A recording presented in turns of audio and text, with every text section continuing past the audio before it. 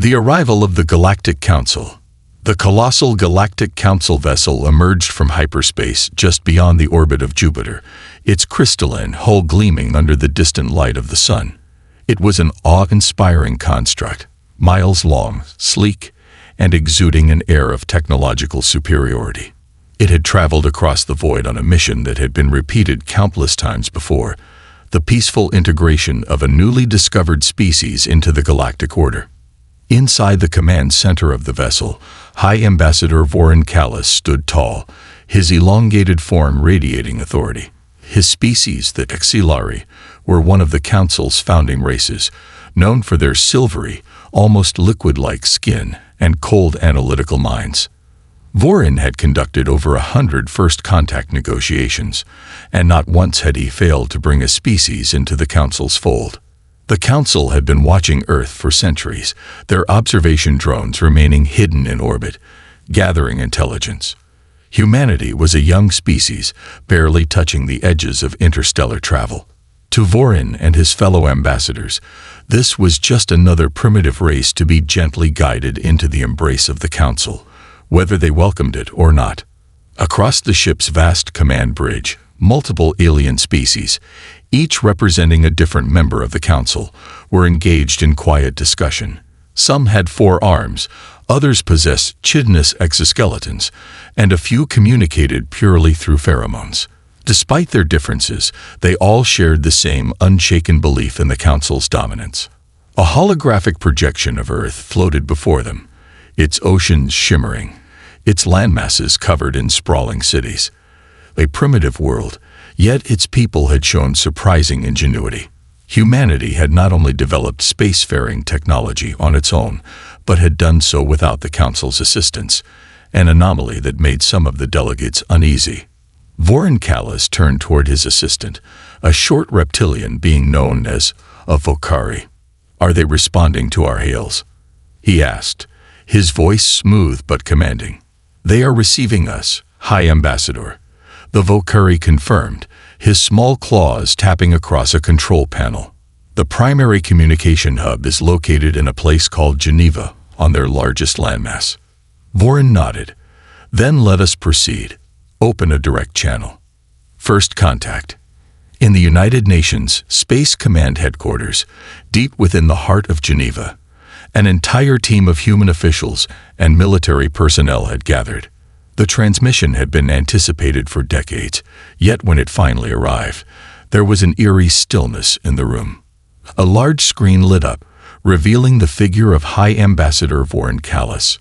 His metallic skin shimmered under the soft blue glow of the Council's bridge. "People of Earth," he began, his voice resonating smoothly through the universal translator.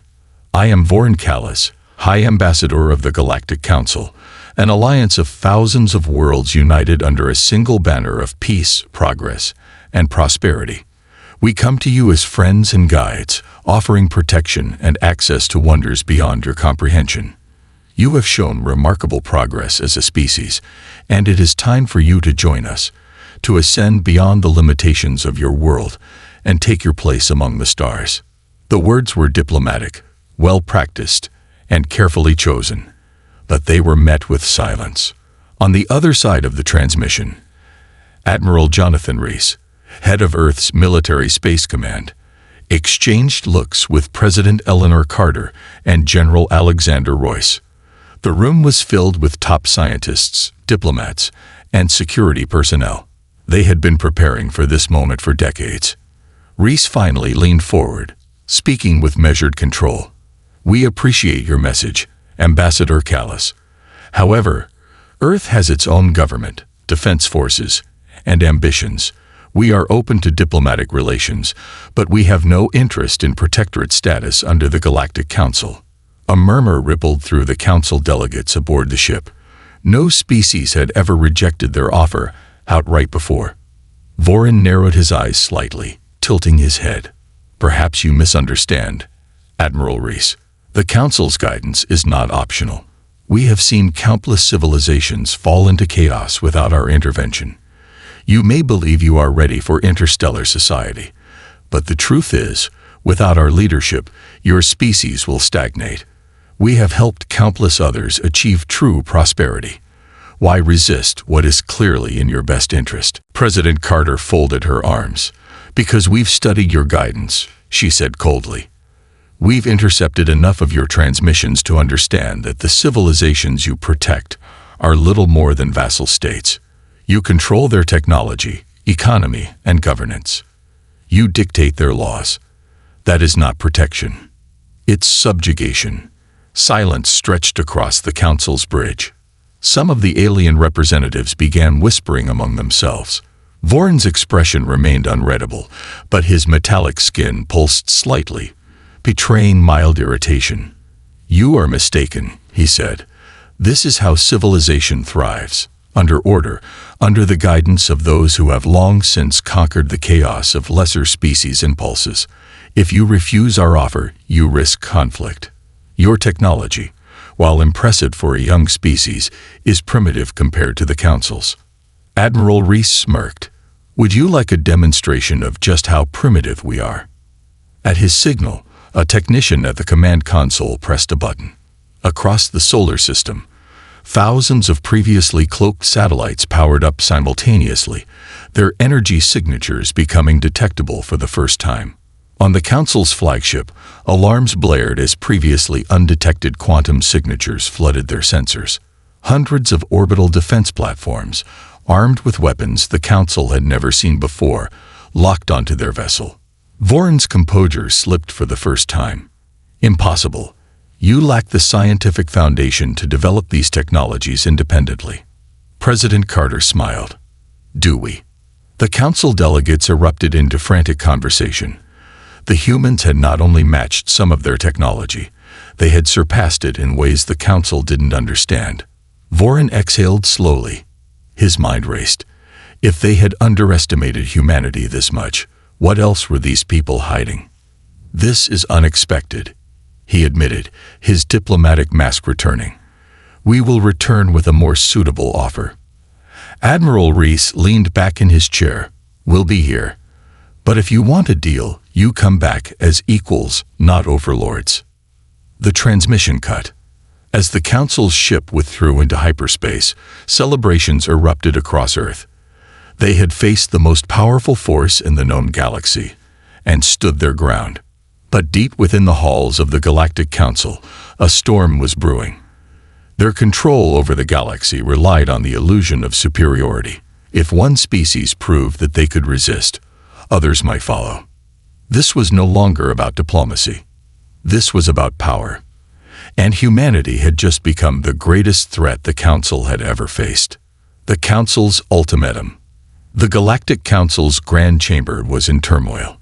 Representatives from over 1,000 star systems had gathered, their voices rising in an overlapping cacophony of disbelief and outrage.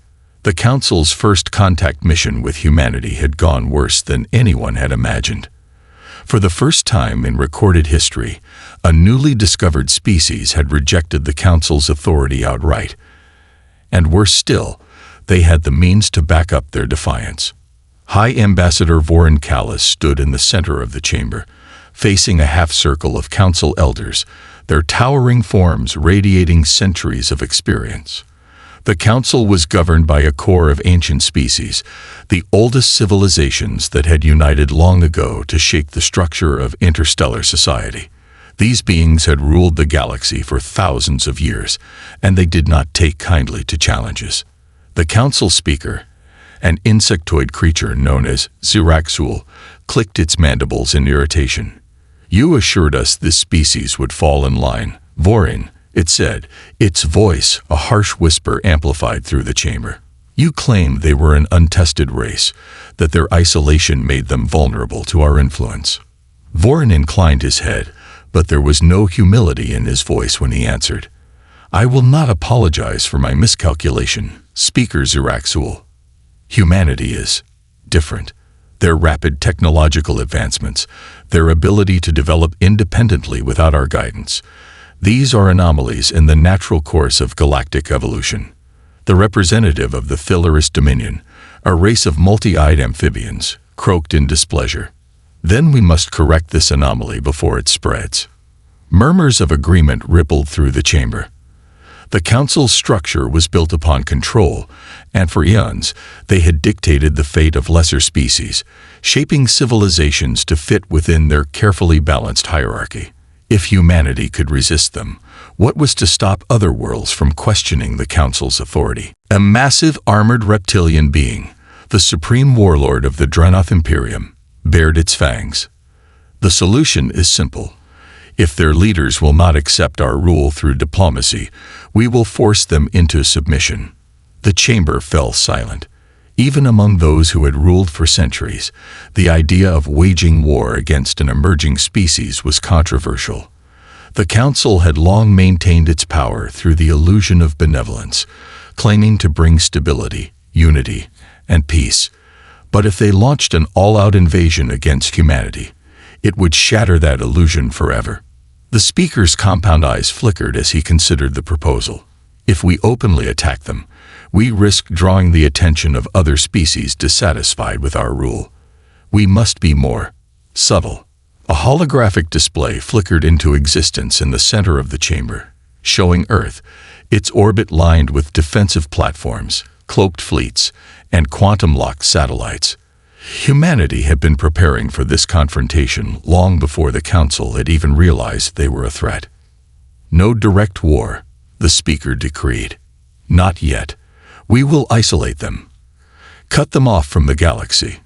Trade embargoes, travel restrictions, technological containment. We will spread propaganda across the stars, branding them as a rogue species, a destabilizing force. If they refuse to accept order, we will ensure they have no place in civilized space. The assembled representatives nodded in agreement. Humanity will soon learn, Vorin said, his voice cold and sharp, that standing against the Council means standing alone. Earth's defiance. Back on Earth, the United Nations Security Council had gathered in a reinforced underground facility deep beneath Geneva. The tension in the room was thick enough to cut with a blade. The walls were lined with holographic displays showing intercepted Council communications, military projections, and economic forecasts. The Galactic Council's retaliation had begun. Admiral Jonathan Reese stood beside President Elmer Carter, his face carved from stone. "We're seeing the first waves of their response," he announced, gesturing to a holographic projection. "Our trade ships are being turned away from neutral starports. Allied species are being threatened with sanctions if they continue relations with us." General Alexander Royce, a man with decades of experience in black ops and strategic warfare, folded his arms. "Cutting us off from trade is just the beginning. They'll try to strangle us economically before they resort to military force." President Carter took a slow breath, her eyes scanning the list of intercepted Council transmissions. The Council was flooding every known galactic network with propaganda, branding humanity as an unstable, warlike species, unfit for interstellar society. "We've spent years preparing for military conflict," she said, "but can we survive an economic war?" A figure at the far end of the table leaned forward. Director Kate Lawson, head of the Global Commerce Division, smirked. "They think they can control trade. They've underestimated us again." She tapped a button on her tablet, bringing up a new set of projections. "The truth is, we don't need the Council's markets as much as they think. We've developed technology that outclasses theirs and the smaller independent worlds. They've been desperate for an alternative to Council control. If they won't trade with us openly, they'll do it in secret." Admiral Reese nodded. "We've already begun setting up shadow trade routes, using unregistered merchant ships. If we can undermine the Council's economic monopoly, it won't be humanity that's isolated. It'll be them." General Royce leaned forward. "And what about military action? We all know this won't end with embargoes and propaganda." President Carter's expression hardened. "Then we do what we've always done. We adapt. We innovate. We survive." She turned toward Reese. "I want a full assessment of our military capabilities. If war is coming, I want to know exactly how ready we are." Reese smiled grimly. "We've been ready for decades." The galaxy begins to shift. While the Galactic Council tightened its grip, something unexpected began to happen. Across the stars, on hundreds of worlds, alien species who had long lived under the Council's rule began questioning everything. On a mid-sized trade hub in the Outer Rim, a group of alien merchants gathered in secret. They had spent years dependent on the Council for access to technology, medicine, and advanced goods.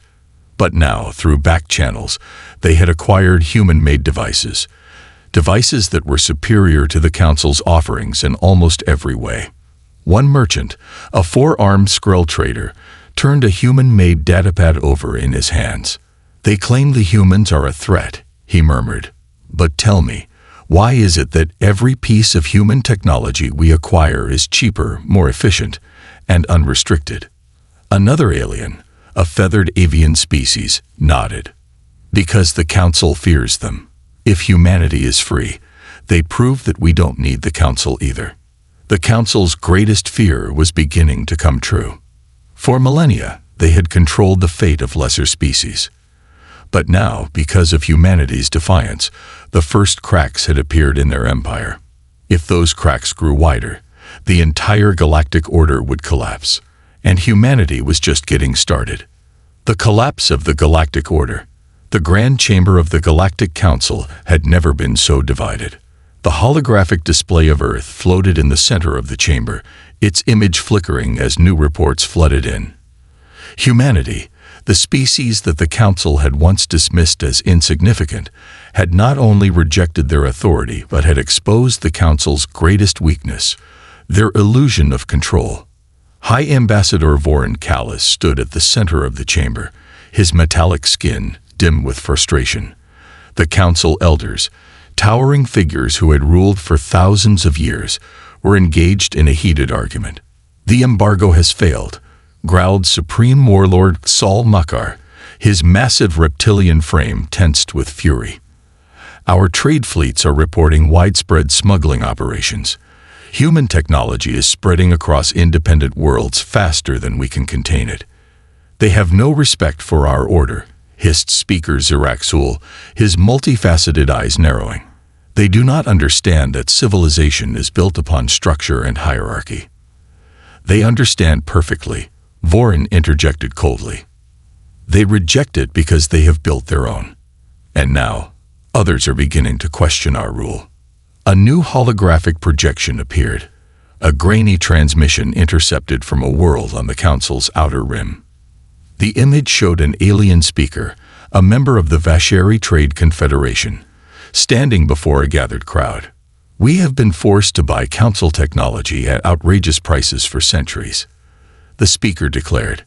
"Now, the humans offer the same advancements, faster, cheaper, and without control. We will not be told who we can trade with.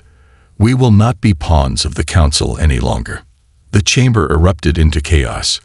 The Council's worst fear had come true. Rebellion was spreading and humanity was at its center. "We cannot allow this to continue," Ziraxul spat. "They are tearing apart the foundations of galactic civilization."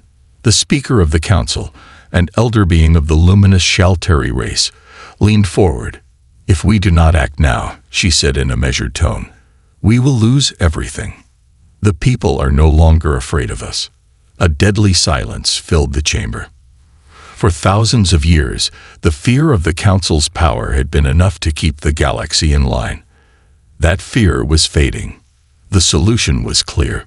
"We must eliminate humanity," Vorin said darkly.